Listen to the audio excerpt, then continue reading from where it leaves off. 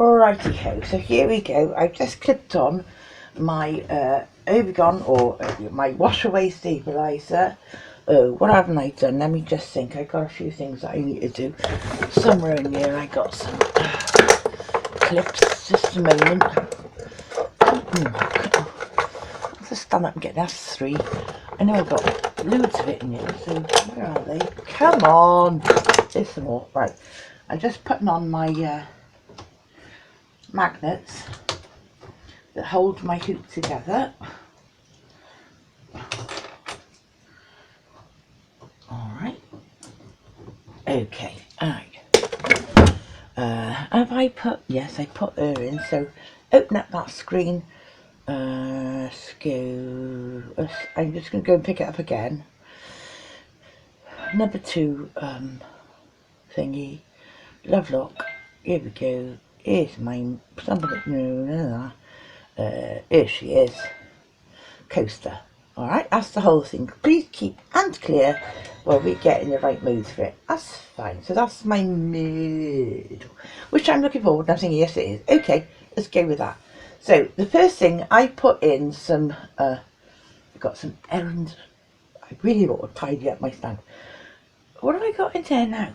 Is that pink? Let me see. No, that's gold. I'm using a bit of gold because I wanted it to be dark enough for you to see it on camera. So the very first thing, if I go to, like, oh, let me show, on my machine, you can show me the next thing it's going to do, is our very first blue square that we did, start. This is giving me my outline of where I need to lay down my base batting, or in my case, foam.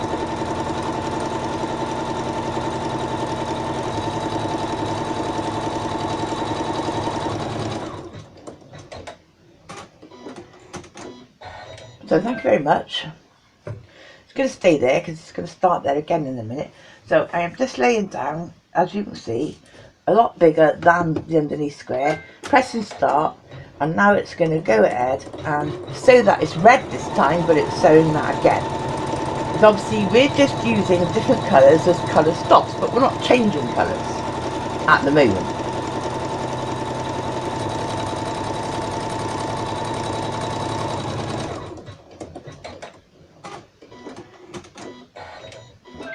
There we go.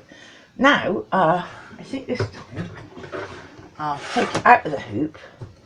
I've got a nice large space to work on, and I'm going to use my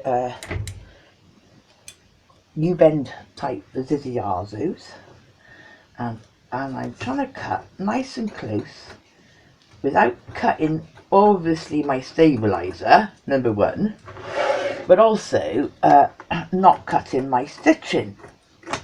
But you do need to cut fairly. If you do accidentally cut your stitching, all is not lost, because this line is going to get stitched quite a few times within this mat. So, you know, you're not trying to cut your stitching, but you do want to cut as close as you can to your stitching. Alright, so this is, if I bend it up and cut it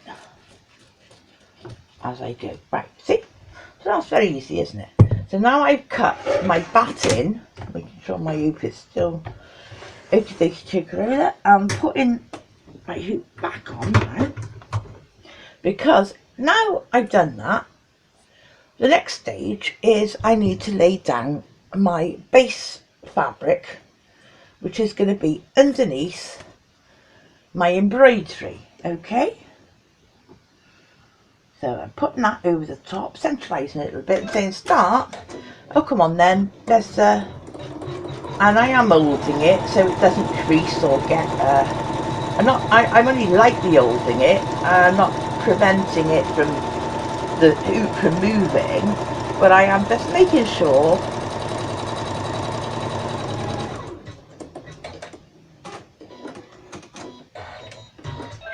and again I'm doing it the way you would do it. I'm taking it out and I'm gonna do exactly what we just did. Okay, take the hoop off. You're not touching your machine, so it's all right where it should be, okay? So we're just getting rid of all these loose elastic bits, okay? And I always find if you pull it up, you can cut as closely as you can, okay?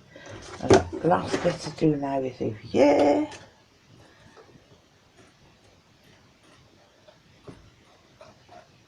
And I do look at it, so I've got another pair of scissors that I like to use, which are called squizzers, where if I've left an overhanger, or I haven't quite got in there enough, I will use those just to trim myself up a little finer.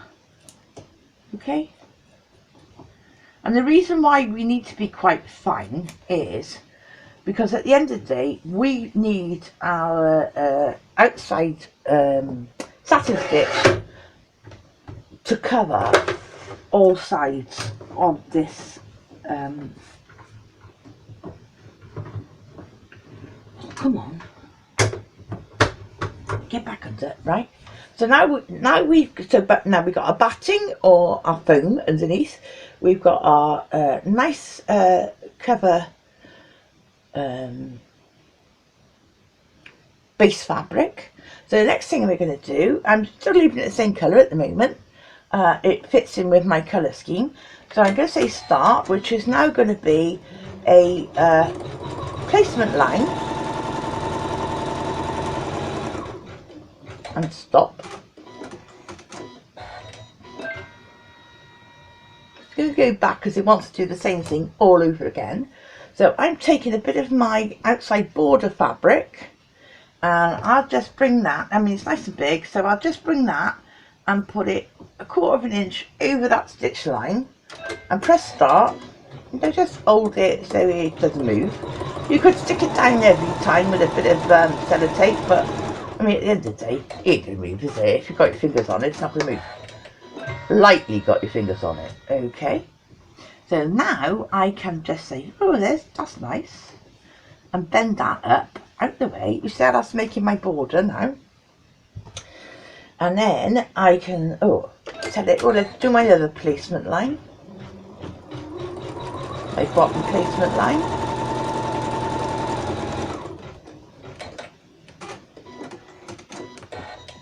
I do tend to like to,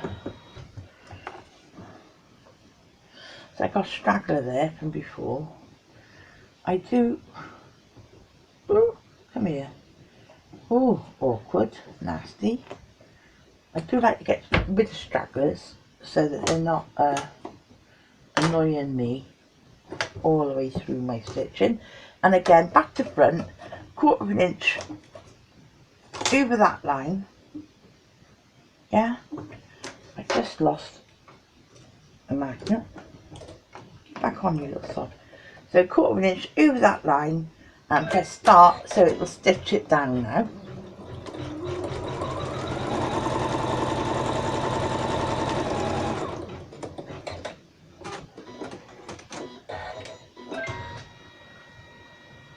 Brilliant. And I can bring that forward and say, well, that's very, very nice, thank you. And I just finger press it down. And I could at this stage go and cut it, but I'm not going to. I'm going to do the rest. It's in a position now, and I'm just going to hold this forward so it's nice in a position and press start, because it's going to do the left hand line, position line, going up. See? Then it's going to come back down because now it wants to actually sew it. So I can, now I'm going to bring, I'm able, I don't have to take my hoop off, I'm able to bring my hoop forward so I can see it. Some machines you can, some machines you can't. So again, from the centre, I am just going to put it down backwards and go halfway over that line, making sure I'm covering from top to bottom, and say, well, just putting it back to where it was, and say start, stitch that.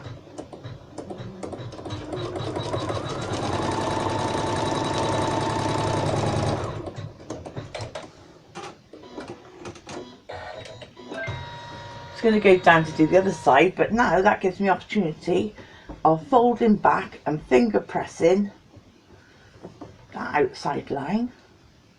Yeah, now I finger press that out the way, and now I can do the placement line this side. Thank you everybody.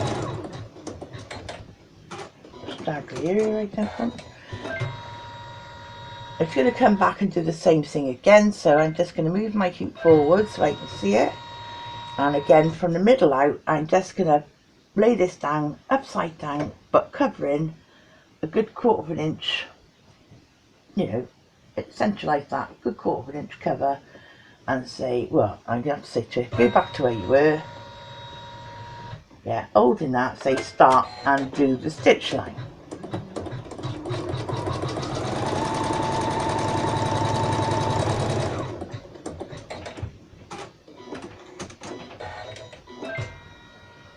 Now it wants to go and do something different, so that gives me the opportunity of finger pressing this down and out the way. So now you can see our centre bit, which is what we're going to embroider on.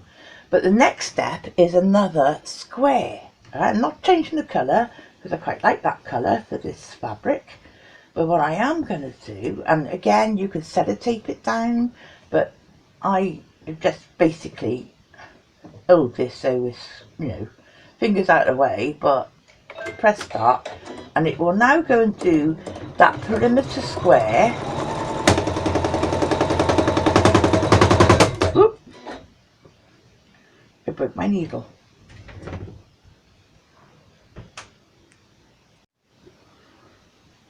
Right, I'm not sure what went wrong there, but something jumped like mad, broke my needle, and so I've just sorted it out, I hope, fingers crossed, and I've just gone back up to the beginning of that blue again. So I'm also going to slow this down on my settings.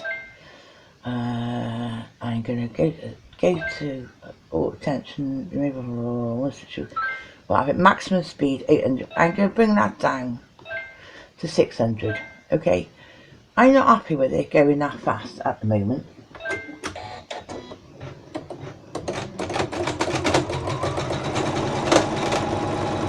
I can still hear it, but it seems to sort itself out. No, it hasn't. Stop. There's no thread. No, there's no thread. Do you know, it's not sorted itself out. Let me just cut off the offending bit of thread. I always do that. And start again and say, what the hell happened then? What is it's to do with my bobbin. Oh, there we are. Okay, let's take that back out. Put it back on. Let's put that back the other way this time. And say, please don't do this to me. Okay? Rethread it. So it wasn't underneath, it was on top. It was the top thread giving me the jip. So let's rethread that. Let's do that. Okay, get rid of that. And again, I'll show you what I did. I go up, back to what we just did, back down. So now we're back to start the blue. Oh, could you just do it right this time, please?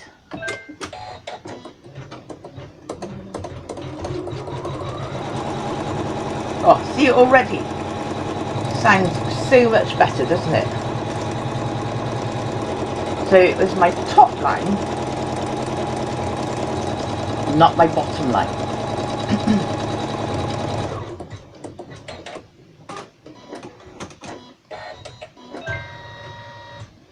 So now it's ready to do the embroidery, but before we do that, I'm just taking the hoop off again and using my Didaros. I'm gonna find a way in. to the fabric, yeah, and then some of it is doubled, some of it is single, so I am just cutting back as we have done. Ooh. Take a slither more off of there.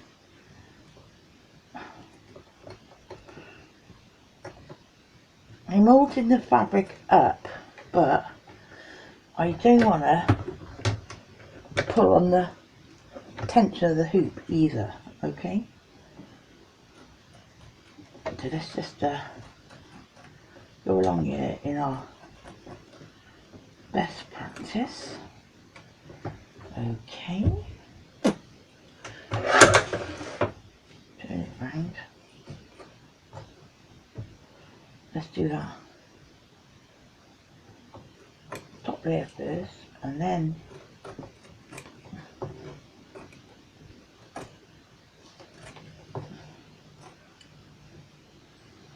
again I'm going to do that top layer, then the bottom layer. I'm a little concerned about that corner at the minute. I'll come back to it. And again here, again I'm going to do the top layer, then the bottom layer. Yeah, that's better. That's the top layer, so continue with that, and then the bottom layer, continue with that, get rid of all that rubbish, blow on it, that was good, and then using smaller scissors, I'm looking at that and I think, well no, actually the rest of it is good. Right, okay, so back under the hoop. Thank God everybody's playing the same game now. What do I need now? I do not need this goldy colour anymore, because now we're going to start on the actual cupcake thing. So what I want now is a bit of pink. I got a pink here, I got a light pink here. Okay, it's like a bit of a fresh tone.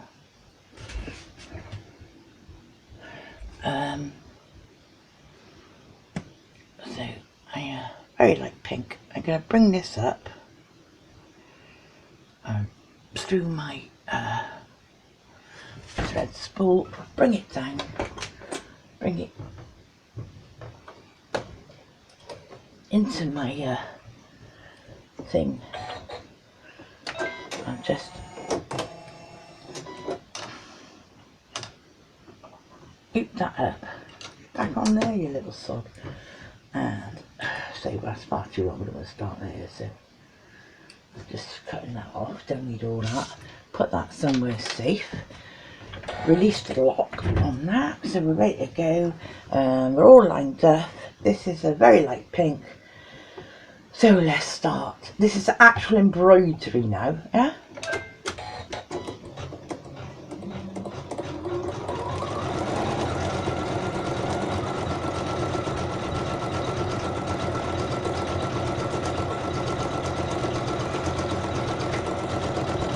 So this is the embroidery getting set down. Now you don't have to see all of this because it'll make it a very long video, so I'll stop right now and we'll come back when we finish the embroidery.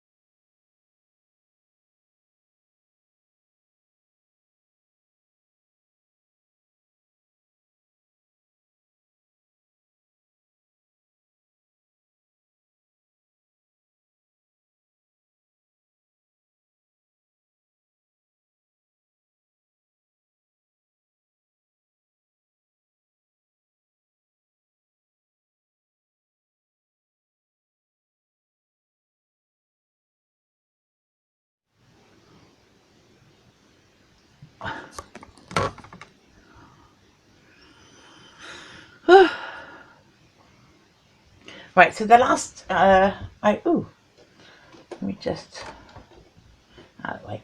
I just put the last, trailing threads here. The pink ends, I've done, as you can see what I've done, and now I'm just doing the last bit, which is, well, it's coral on here, but I'm just using a nice pink, and I am just going to finish off doing the stars. Shouldn't take very long.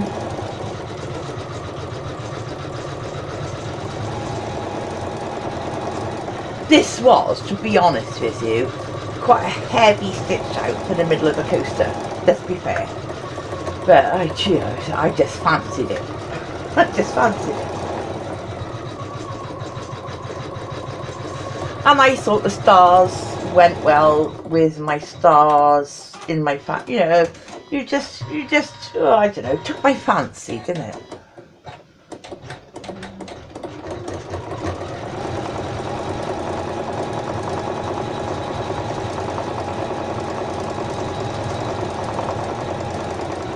I would suggest, if you're making this for the first time, you use a much lighter stitch out than I've used. Definitely, okay?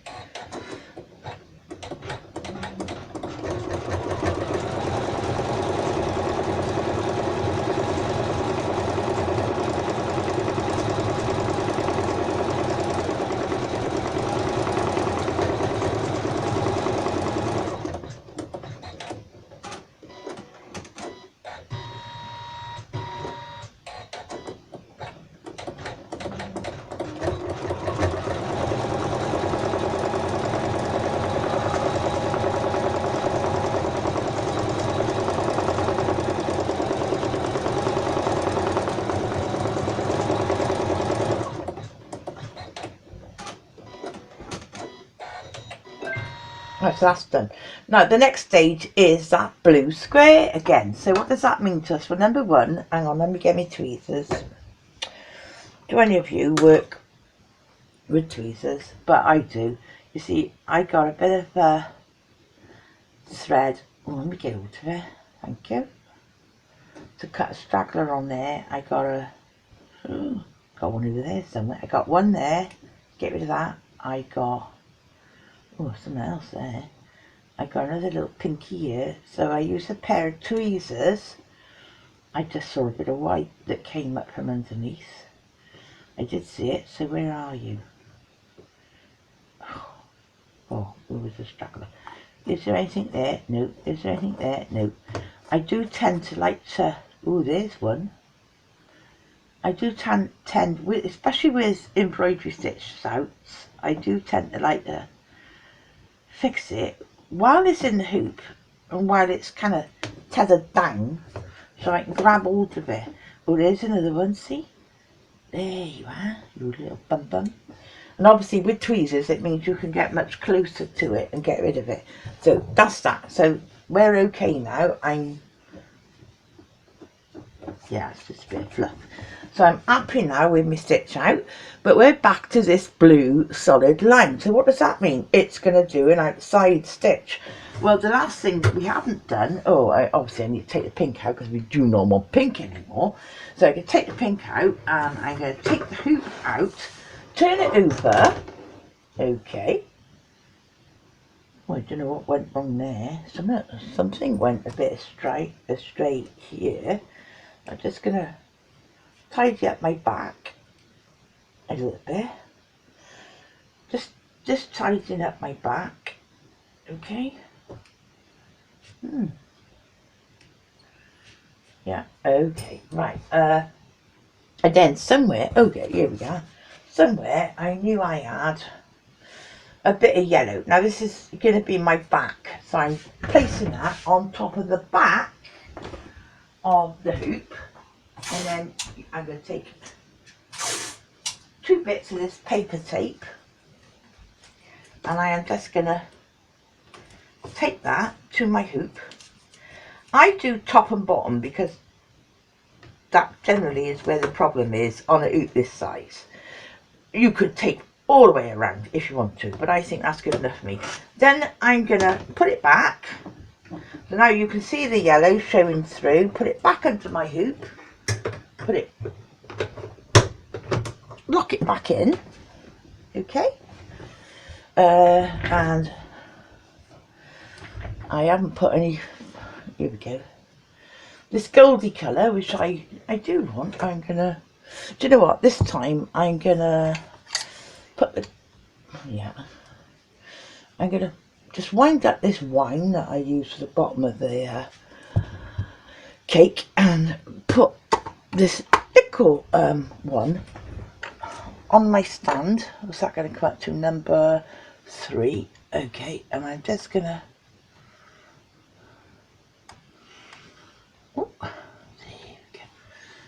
plop this through my number 3. Now people say to me, well, what embroidery threads do you use?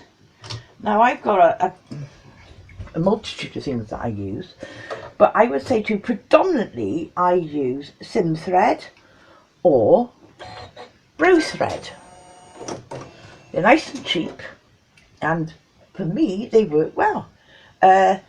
I've got loads of Madeira, but they are very, very small spools. Have I got a Madeira one to show you? Not out, but they are very small spools, multitude of colours, which I only ever use when I want, you know, a certain shade for a certain thing. But I use like for example this one. It's like a kingfisher blue. Does it tell me on top? No, it doesn't.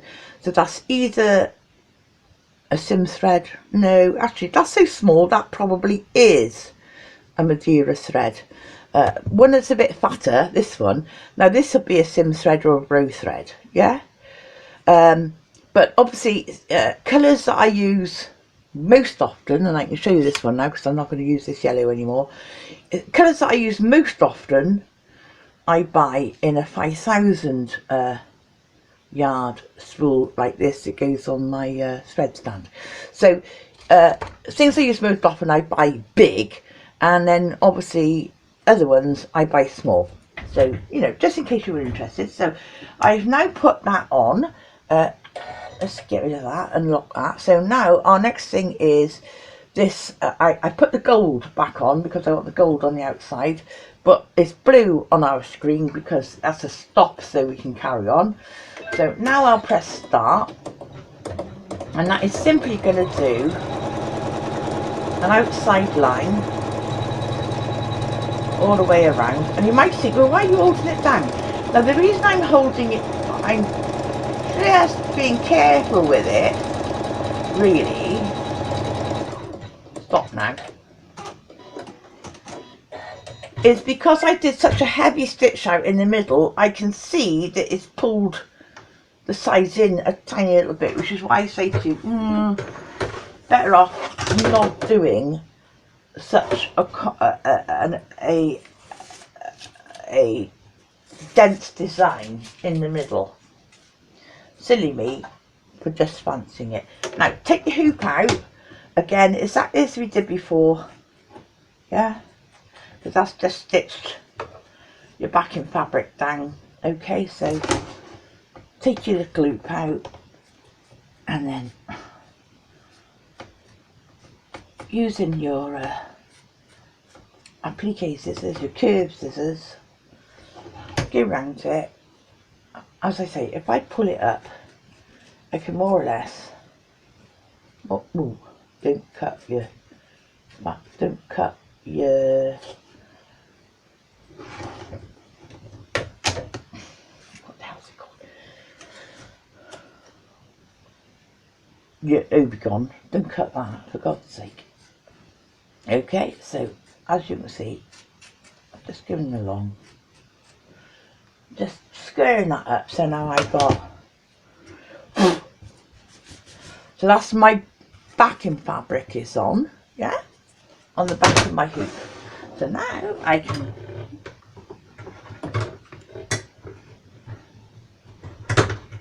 put my hoop back on, nothing's moved, Did I have anything in there? I can't remember. Anyway, I know I had a pin up there. I thought I had a pin down here, which I may have lost. So it may have moved. I hope not. It looks pretty firm to me. Anyway, keeping this gold underneath now, we're going to be doing...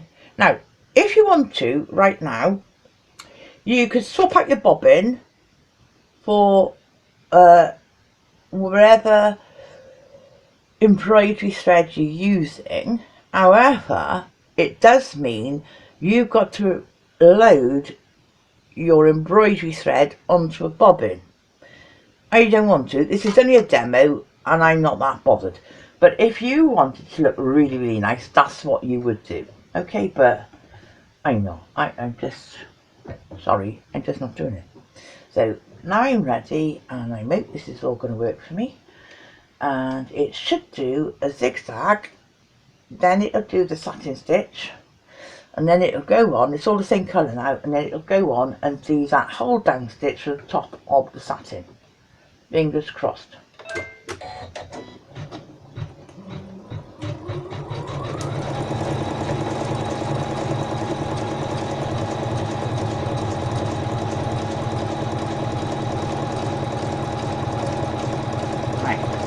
Stop. Stop, stop, stop. I immediately see a problem. Cut off.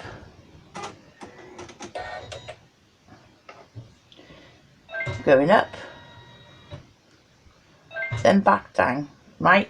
I'm looking at my stitching and the zigzag is, because of the compensation pull, my zigzag is way off my line I want to be. So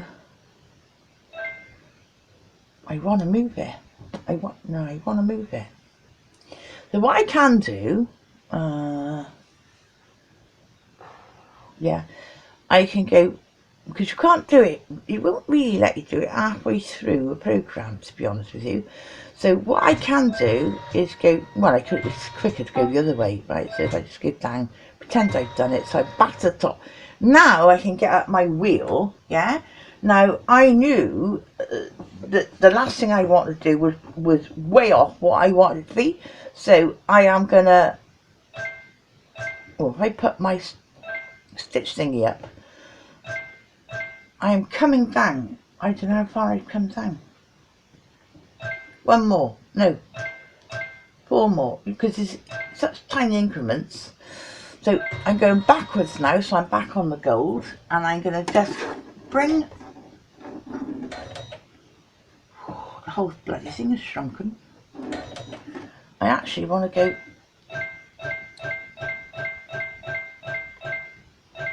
that way as well. Nope, wrong.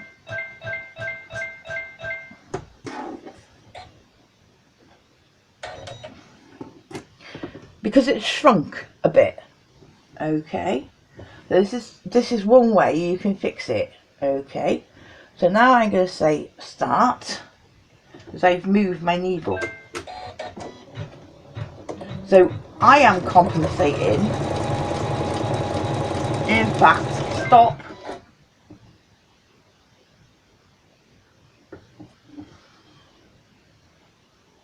I think I've overcompensated for the top now. May not. Start.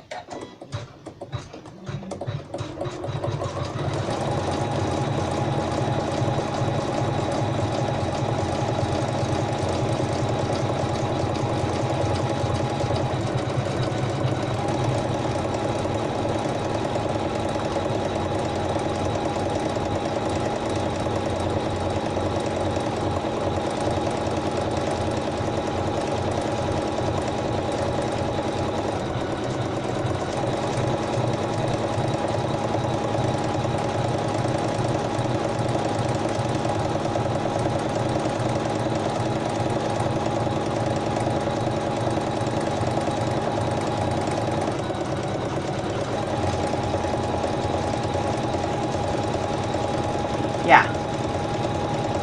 I'm going to stop it when it gets back to the top.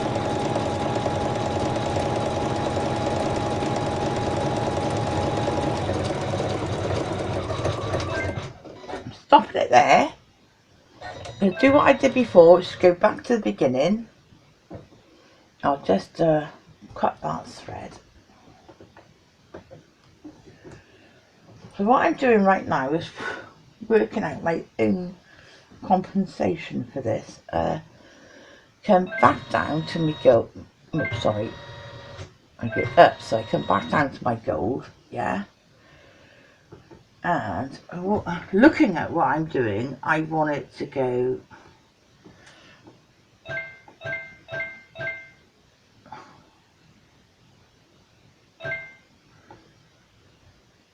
down a little bit. No, the other way, up.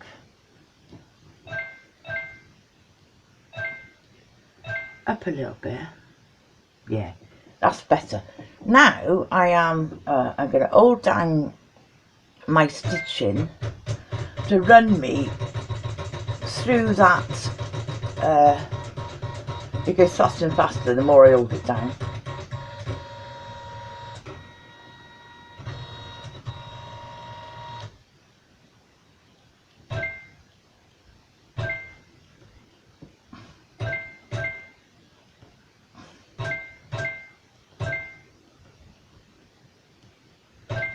Right, there probably is where the actual satin starts, so I run through it as I start from there.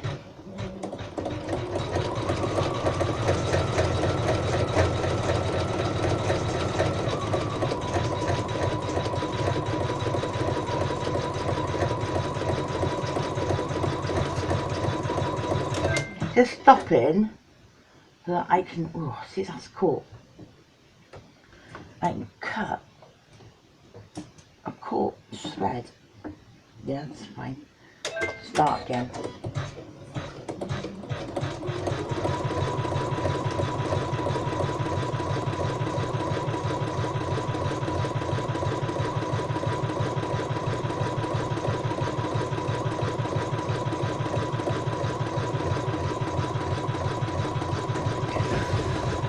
So I have had to use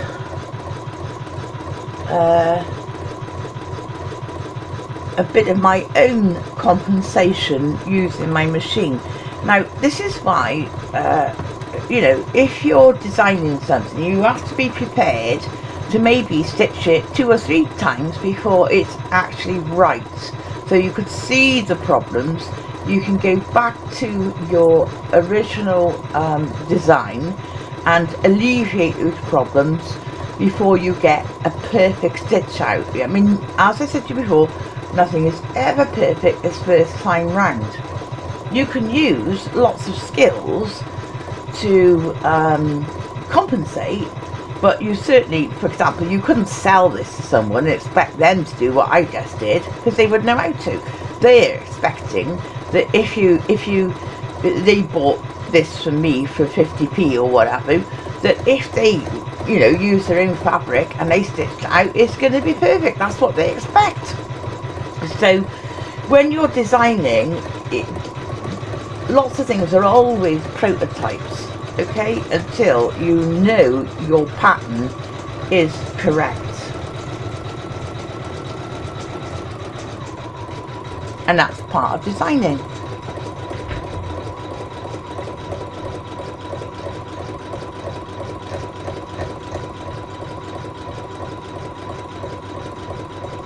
It is working quite well now.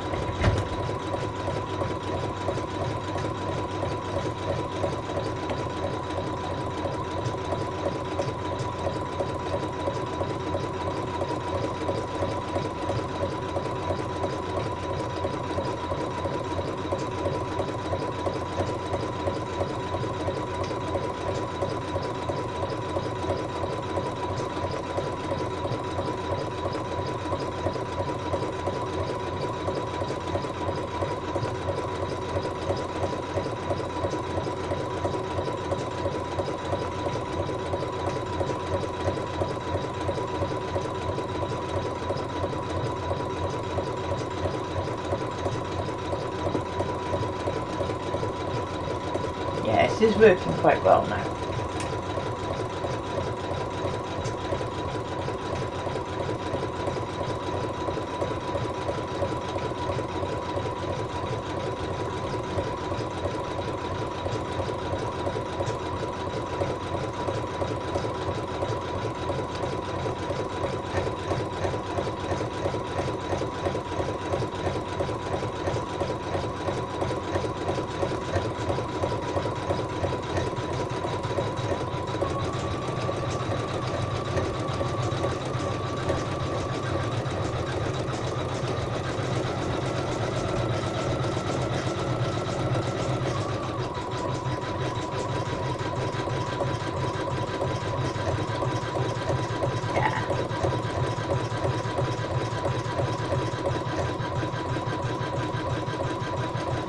it is having a grip on the fabric, which is good enough. And remembering we are going to do that stay stitch over the top.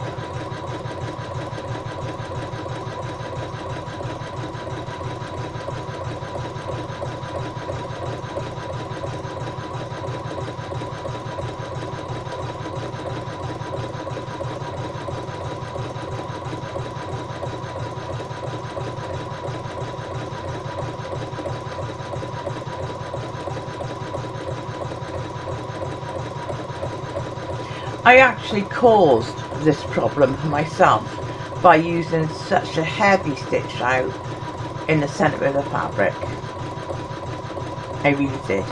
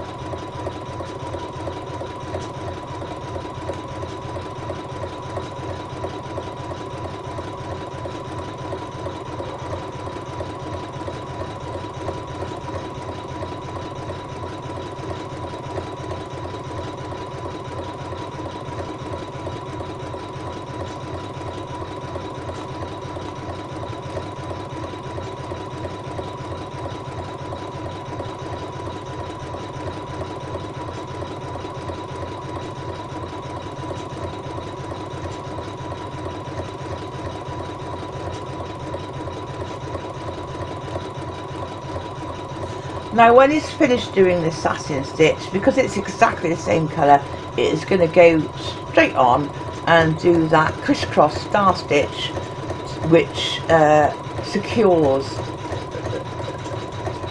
the satin, okay? And in this sort of thing you need this stitch, because otherwise the satin will fray, alright?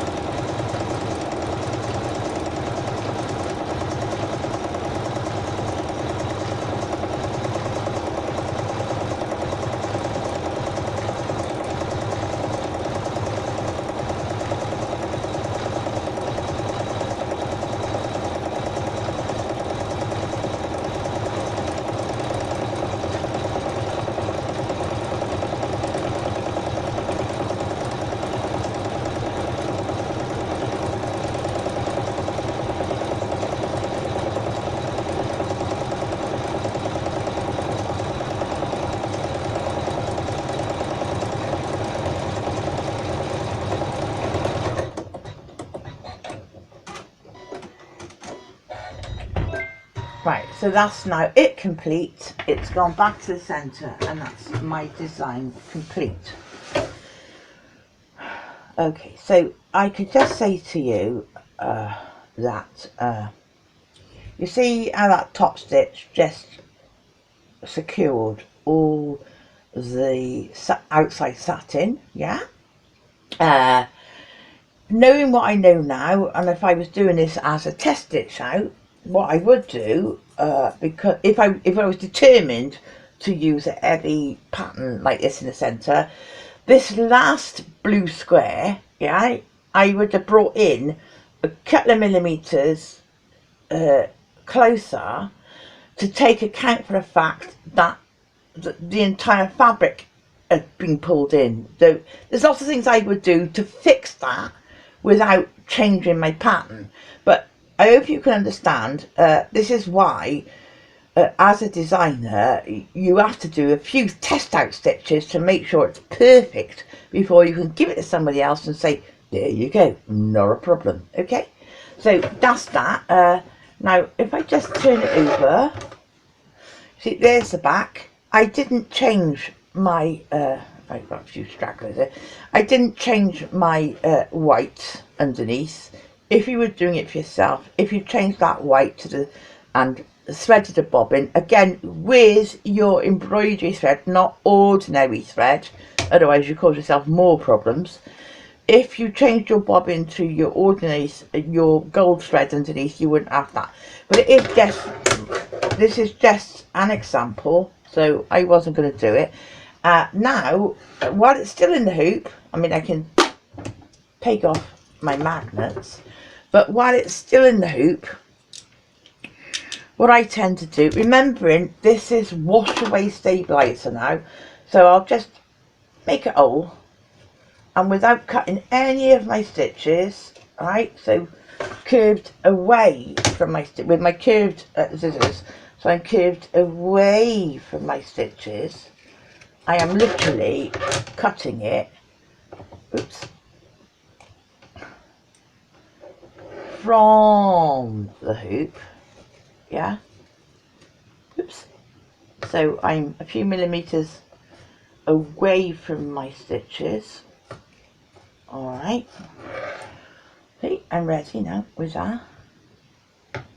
Going the wrong way there.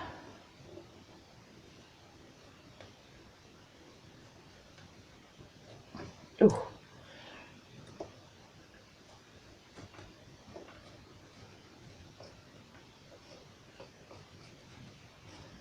So a few millimeters all the way around, so I'm not cutting my stitches. Okay, I'm ready to get a paintbrush and water and just get rid of that you can see. So there is the coaster. Now before you end up saying, oh well, what about this then, I've got to throw it in the bin, have I? Absolutely not. Now this Obegon stabilizer is actually starched paper. Now in a few months time, or whenever we get to it, we're going to be doing things like freestanding lace, which we're going to be using this again, yeah. But however, if you keep all of this, put it in a scrap bag somewhere, yeah, because once we've made the freestanding lace, and then maybe once you've put your freestanding lace through the washing machine, it's going to come up all floppy and doppy. We can melt this in some hot water, dip the freestanding lace in when it's clean, and this will restarch your lace. So don't throw it away, because this is basically paper starch. All right.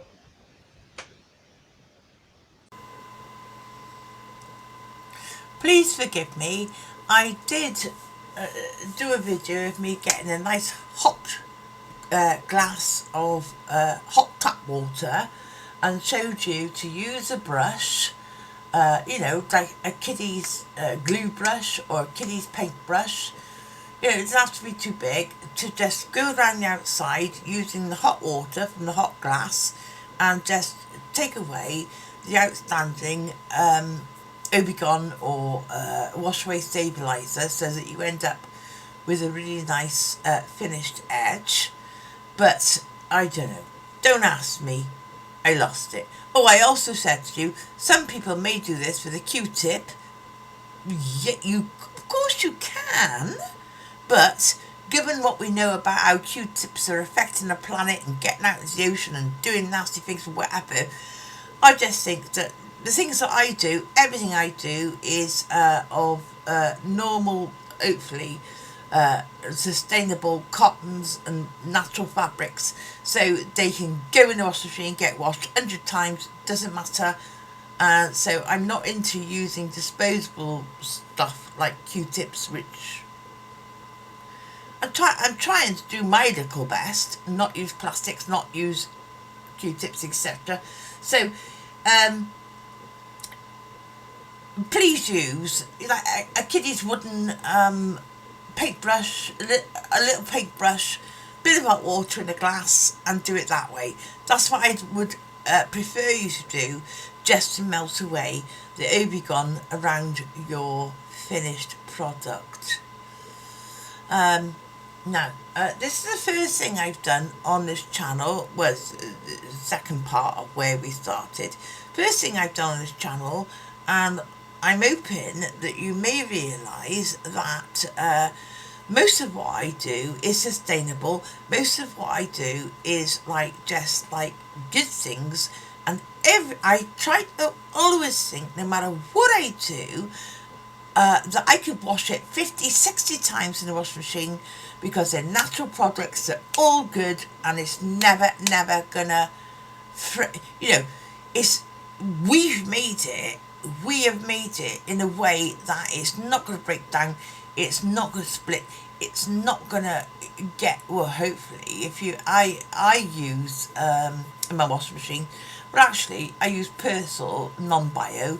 I'm not into bio washing machines. I use Persil non-bio and that sort of thing, and I've never ever had a problem of washing the things that I've made, whether it be handbags, utility bags, quilts, laptop covers, rug mugs or coasters or whatever.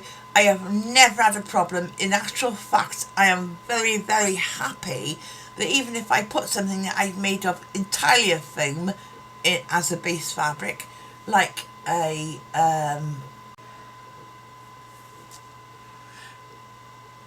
foam-based tote bag, shopping bag, with foam straps, etc., what have you, it's all natural materials. I've had one of the first tote bags I made with foam, I think I must have made it now. Oh, it's got to be older than Lily, and she's 6. It's got to be about 7 years old now. And I must have put that through, because they get grubby, don't they? You go over your shoulder, your hands are on it, they get grubby, you're in and out of it, they get put on the floor, they get grubby, and in the end you look at it and you think, oh, that's a bit grubby. As it is, empty it out,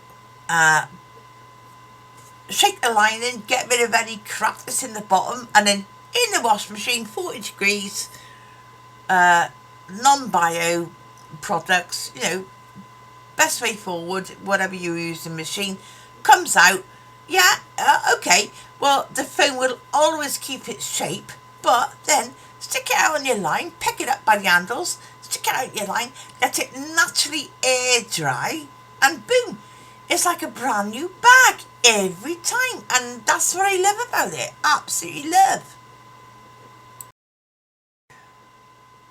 Alright, I've just showed you how to make your own, digitise your own, and then use anything you want in the middle and make things your own in this sort of framework, in a tiny little 4-inch coaster that you can do in a 4-inch hoop.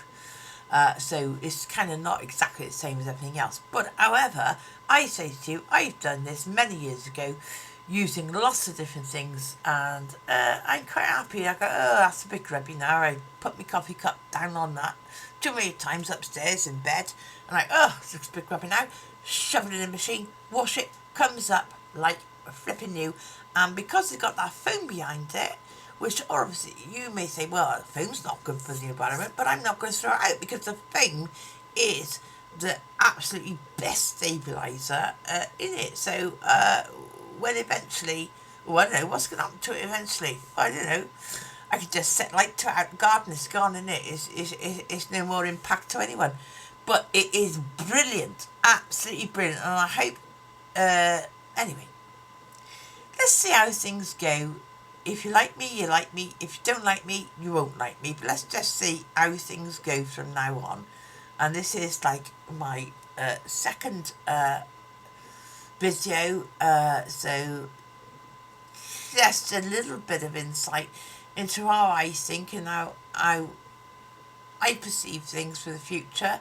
Everything is creative, everything is possible. Please comment under my video if you have anything in particular that you go, oh, I'd love to make a so-and-so, but I don't know how. Please comment below. Please ask me. Please give me suggestions because, yay, let's do it.